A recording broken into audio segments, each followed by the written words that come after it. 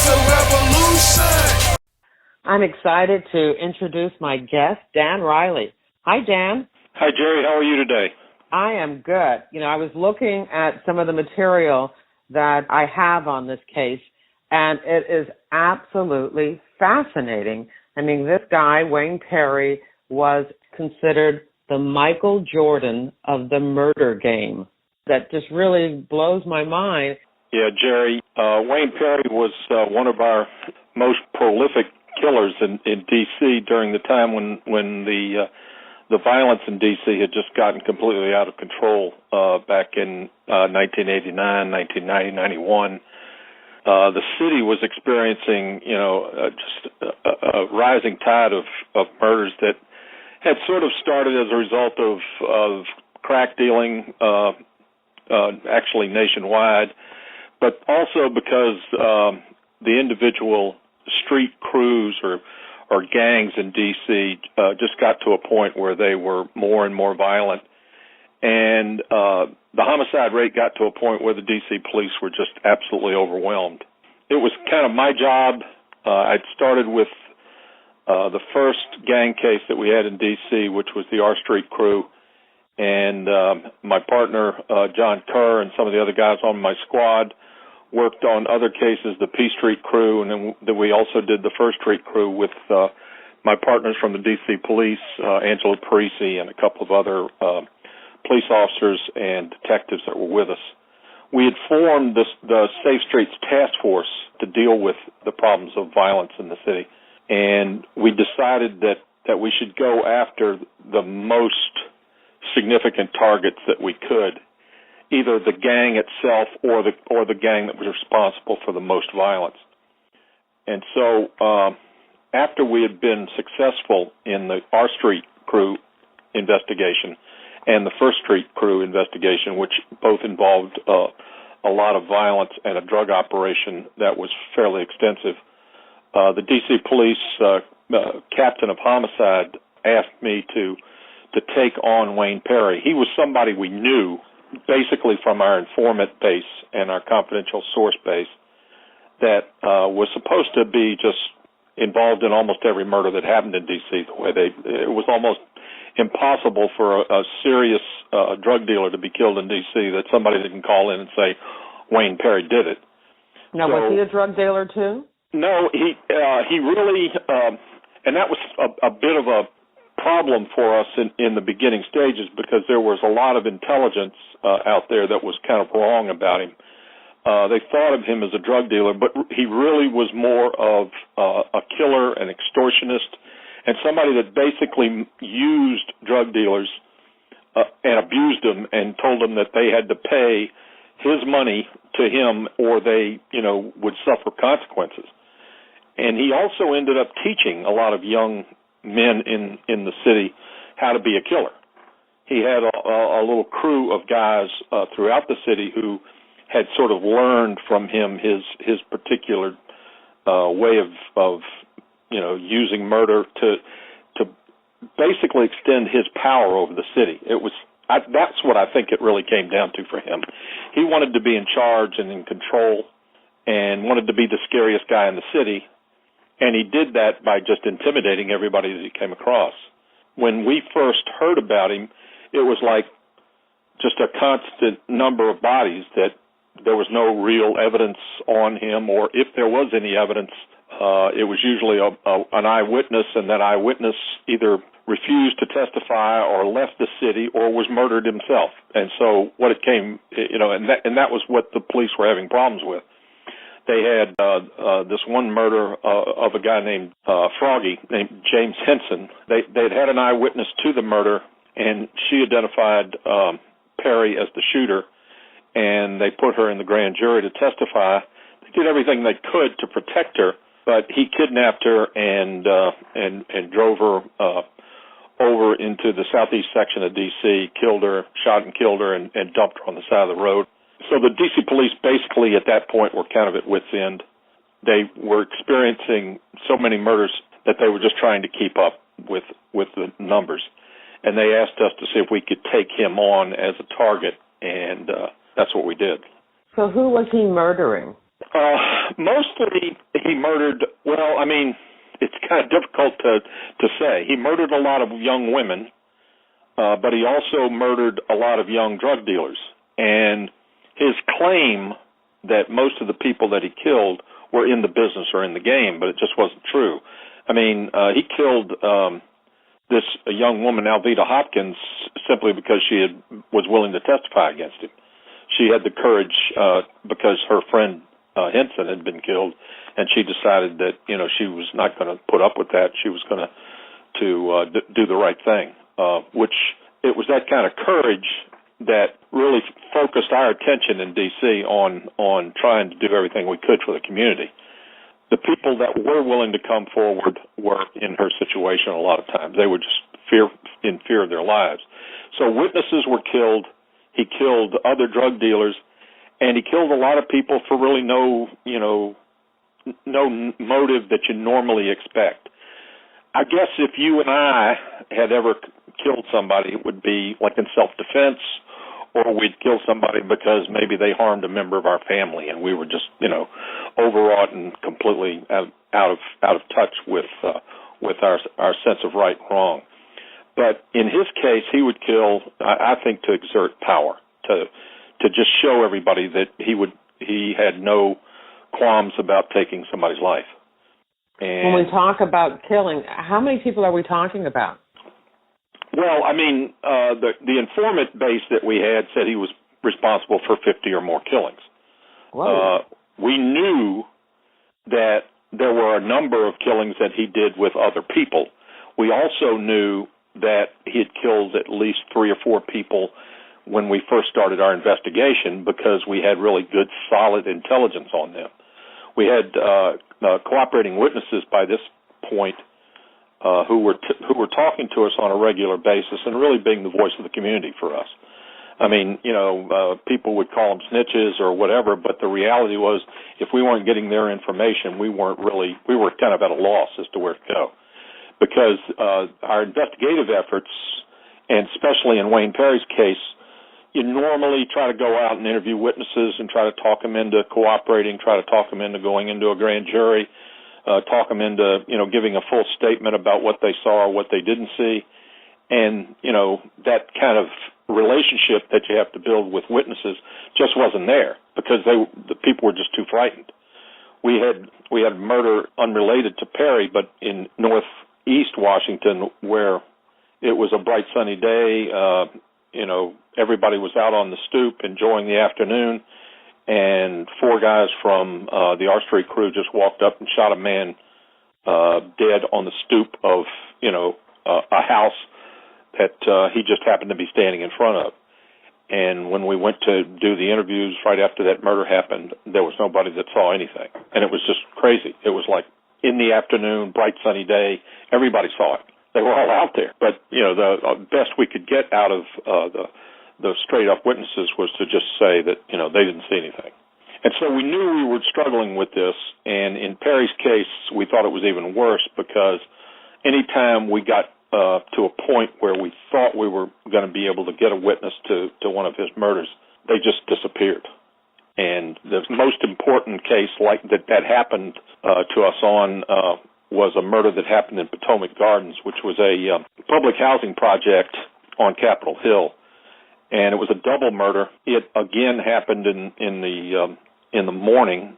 2 men walked up to 2 drug dealers who sold heroin in Potomac Gardens and just shot both of them dead in front of a number of witnesses. The case ended up going to trial where one of Wayne's students, I guess is the best way to call him, Calvin Smith, Ace was his nickname, was charged in the murder.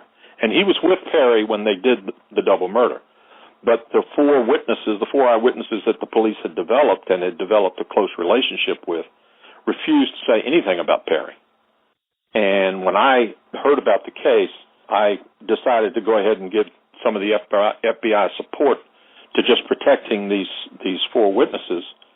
And when I had my opportunity, I went and talked to the 2. I'd had good informant intelligence that told us, how the murder had gone down.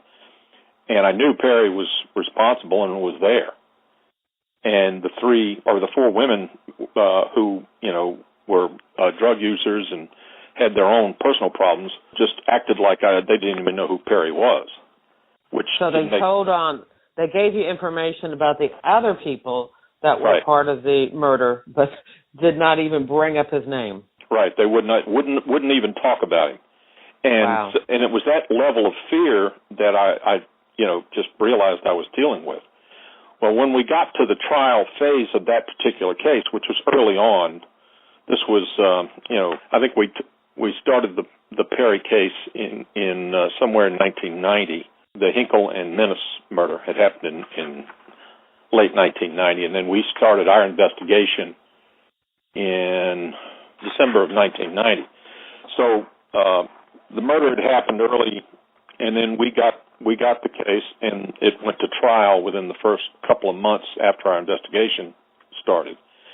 And so I did everything I could to try to talk to these women, to try to get them to start talking about the right thing, but they just refused. And so when they testified in court, the defense attorney knew exactly what the truth was and just basically ruined them on the stand. And so the guy who was actually charged with the case, Calvin Smith, he got off on possession of a handgun charge and was not convicted of the murder even. And I think it was because the four witnesses weren't telling the truth. And it was fairly obvious that from the jury's perspective that there was a second guy there who actually pulled the trigger, and they refused to talk about him.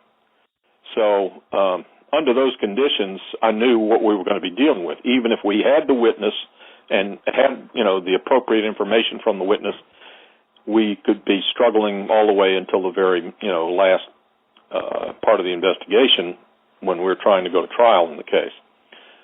So could you tell me a little bit more about how he operated?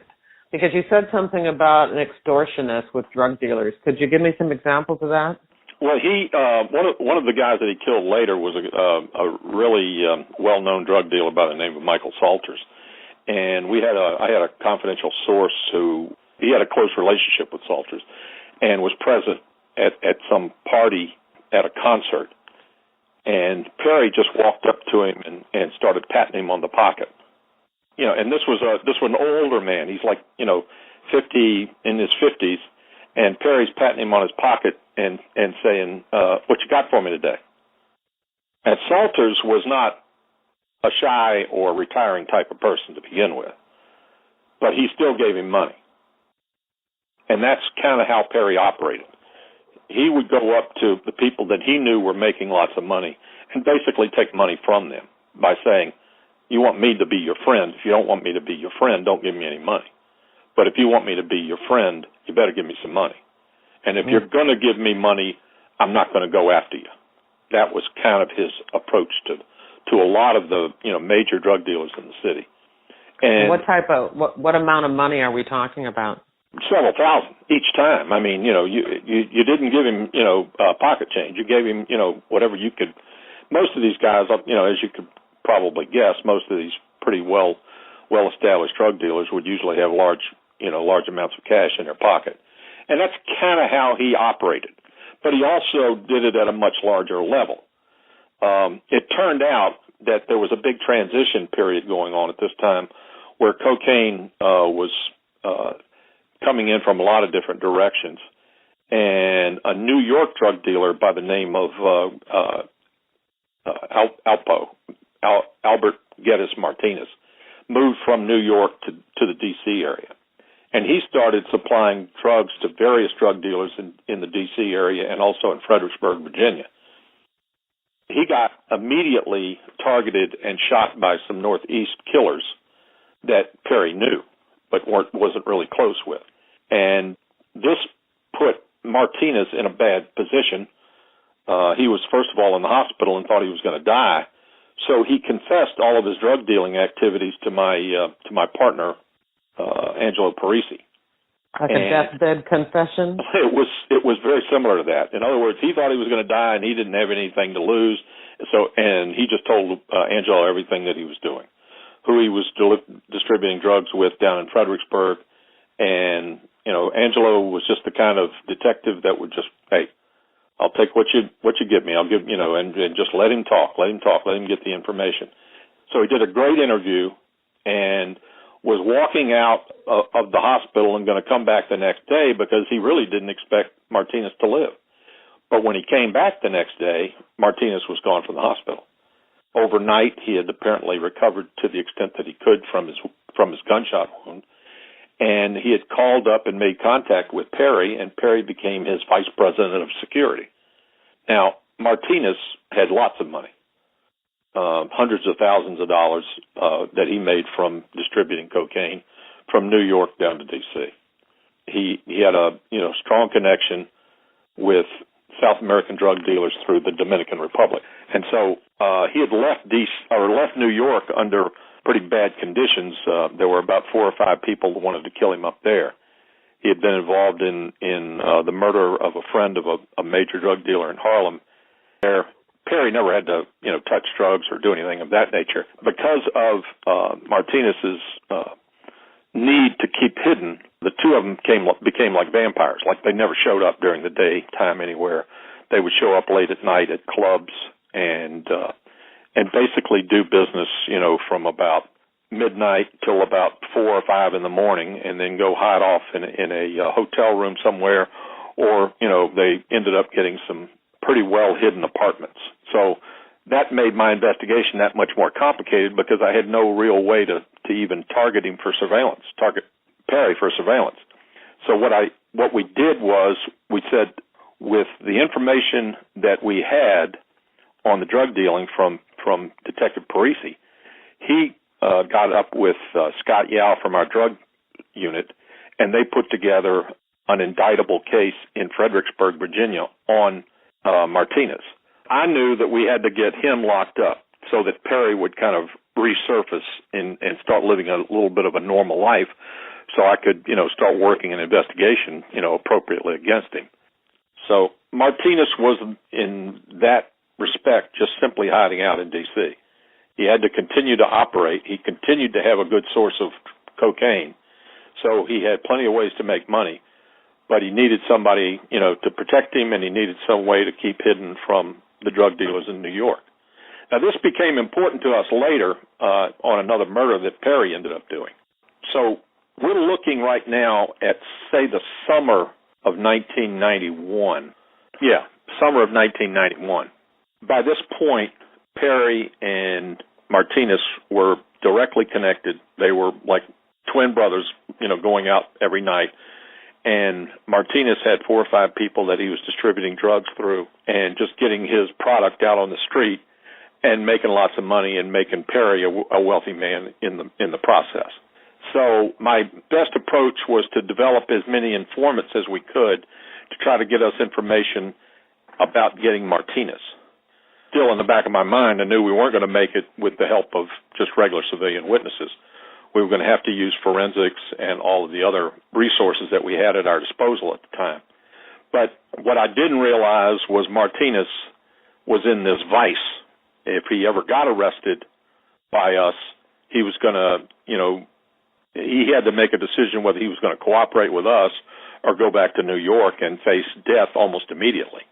Because even if he was sent up there and put in a prison or in a jail awaiting trial on this murder kidnapping case, he was cooked. Everybody said that he would get killed as soon as he hit a jail in New York City.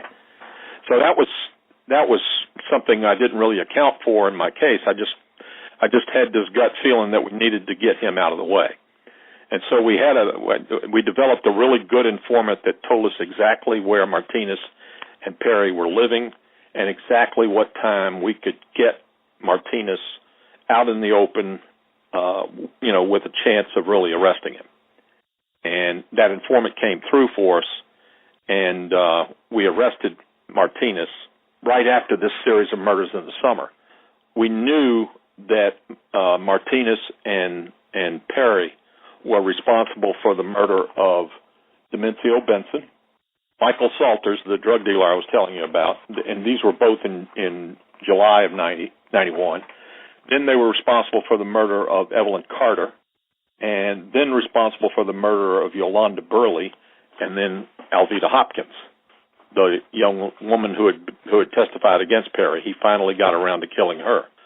So all of this happened the summer before we locked up Martinez. We had a couple of breaks that happened right around that same time. We recovered a Q-45 Infinity that Perry had gotten in payment for another murder he had done almost a year earlier. And then in that Q-45 Infinity, we recovered the weapon that was used to kill Michael Salters. So that was the first piece of solid forensic evidence that we got that we knew would connect him with all of these string of murders that we knew they were responsible for in the summer. The next thing that we found out about was a Mazda van that they were driving around and using as kind of the FBI laboratory referred to it as a murder van. When we Great.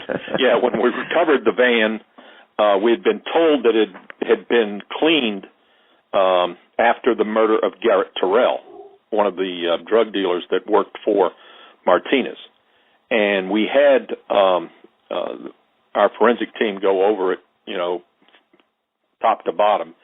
And they really said that it looked like more than one person had been murdered inside the van. But we did recover a bunch of blood off the back of the front driver's seat. And so I thought, based on the information that we started to develop about how the murder happened, that blood should have been Garrett Terrell's blood. But unfortunately, we ended up with a lab report that said found on Terrell's body was unique carpet fibers from the van. Not only carpet fibers from the storage area of the van, which was the back sort of baggage compartment of the van, but carpet fibers from the front part of the van. So in other words, two sort of unique styles of carpet fiber that were on Terrell's body. So you knew definitely he had we knew he had been in the van. And we also found in the van fibers from his clothing that he had worn that night, and we also found his fingerprints in the van. So we knew he was in the van. And, of course, they shot him and left him out in the park, up in Rock Creek Park, and they stripped him down to make it look like it was some kind of sexual assault against him. But it was, very simply a homicide where they just were trying to make it look like it wasn't them who killed him. So that was how we were starting to put the thing together in terms of forensics. But it was frustrating for me at the time because DNA was brand new in terms of usage in our cases, and at that point, I was frustrated by the fact that we didn't have Terrell's DNA inside the van, and we couldn't find any DNA from the Q-45 Infinity that we had. So I knew anything we came up with, we were going to have significant forensic evidence to prove a case against Perry, because we really were in a position where we weren't going to be able to rely very much on civilian witnesses, regular witnesses. Because these murders that I'm talking about, there was only one murder that was done in front of people, and that was the murder of Demencio Benson. And it was at a basketball tournament up at 7th and O, Northwest D.C., and there were 100,000 people there. Not 100,000, but there were thousands of people at this tournament, and nobody saw anything, of course. So that's how fearful people were of him. Yeah, and it was a murder that was right out in front of everybody. But interestingly enough, Benson was a New Yorker. And the reason that he was killed was because he had spotted Martinez. And Martinez knew who he was, knew that he would immediately call the guy in New York who was gunning for him. So Martinez told that to Perry, and Perry said, "Don't worry about it." And that's how it proceeded. And that's how Benson got killed. Now, the murder of Evelyn Carter, she was a girl who was, I guess the old term was the paramour to a lot of the local drug dealers. But she was a nice young woman, but she refused to.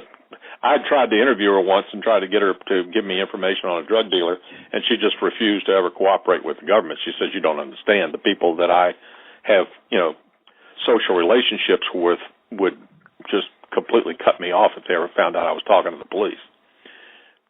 But she was killed because she refused to have sex with Perry. But Perry told Martinez that she was killed because she was snitching. Well, she wasn't. So again, it was one of these. And then, of course, Alveda Hopkins was murdered because she had testified against him. Yolanda Burley, who was the other young woman who was killed and left on the Interstate 295 on the side of the road, she was killed because she had the temerity to ask him who he was and what he did for a living. She must be a snitch. Why would she ask me any questions? So he killed her. I have just done, a number of episodes about serial killers. Is he a serial killer or is he a contract killer? He just thinks of whatever reason. He's killing people for whatever reason he feels is appropriate. That's what I keep coming back to, Jerry, and I think it really comes down to that. I think he was trying to exert power. That he just wanted power, almost the sense of fear that everybody had for him. I think he thrived on that. Now, what was interesting about that was if you met him right now, you would be amazed at how pleasant, how funny, and how respectful of a person he is. I would be amazed. He doesn't sound like that type of a person at all. He is probably the most respectful person I ever arrested in my career. Just yes sir, no sir, and I started to do my interview, and he said, Special Agent Riley, I'd love to be able to talk to you right now, but I want to go through all this court stuff first and see where we are before I make any decisions about that. I mean, you really can't ask a really bad criminal to be any nicer than that, if you know what I'm saying. I apologize for not being able to give you an interview at this time. Exactly. Oh my! That was the approach that he took, and I was like blown away. I mean, I have interviewed some nasty people in my career, and most of them were nasty when you talk to them. But this guy was incredible and funny. Always had a pleasant story to talk about and jokes to tell and that kind of thing. I mean, I guess the best word to use it, both he and Martinez were two of the most charismatic people that you'd ever know. Clearly, they were successful at what they did, but they were successful based on the fact that they had a way to manipulate people. They had a way to work people, to their side of the story. And I found that over and over again with Perry, especially in dealing with some of the women who were his girlfriends. And he had maybe 6 to 8 girlfriends that I knew about. But he also had a couple of boyfriends. Okay. Including Thomas Dozier, who was one of the people that was... Thomas Dozier was the actual man who pulled the trigger on Evelyn Carter. That's kind of an interesting murder to tell the whole story about, and I'll go ahead and try to sort of explain it a little bit to you. But Perry had decided that Evelyn Carter needed to go, but he also decided that he needed to get this guy, Thomas Dozier, who had been a cellmate of his in Lorton Penitentiary, to prove himself. So he gave Dozier a gun and told him to go kill Evelyn Carter, who was going to a concert at the DAR Constitution Hall, like 2 blocks from the White House. And so Dozier waited for Carter to leave the Constitution Hall concert, walked up to her on the street, and shot her a couple of times in her upper torso. And she just fell away from him and, fell down on the sidewalk and started to bleed out. He sort of waited around to see what would happen because Perry had said, make sure that you kill her. And the ambulance came and took her away. And so he went and told Perry that. Perry said, well, you didn't shoot her in the head? And Dozier said, well, I shot her. She's dead. He says, but you didn't see her die. You didn't see her, you didn't put a bullet in her head.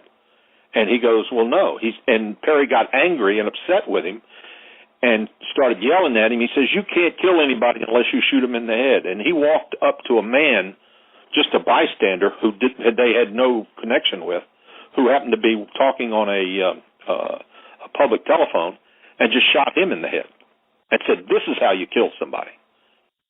All angry at Dozier for not doing it the right way. Well, of course, Evelyn. Evil. Yeah, Evelyn died in the hospital at George Washington University Hospital, and almost immediately. I mean, there was no issue about it, of her surviving any. But the bottom line is that's how Perry operated. In other words, if you were going to be one of his close associates, you were going to do it his way and make sure that you follow his rules. Of course, we didn't find out about it until later when Martinez ended up rolling and cooperating with us. And why did Evelyn have to die again?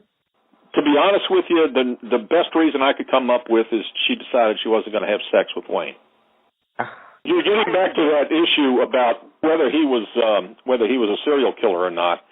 And I did broach the subject with the behavioral science unit, and I thought they really needed to talk to him. They really needed to get some sense of his mindset.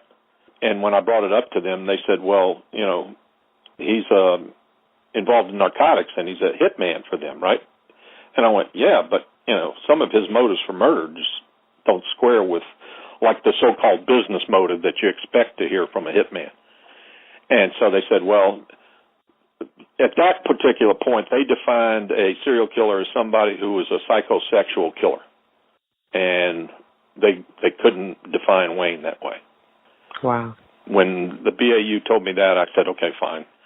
So I didn't pursue it anymore with them about whether or not they should follow up, just in terms of getting a psychological profile. I did the best I could as a case agent. I had Psych 101 and a couple of things like that in college, but that was about it. So, I was just amazed by the guy.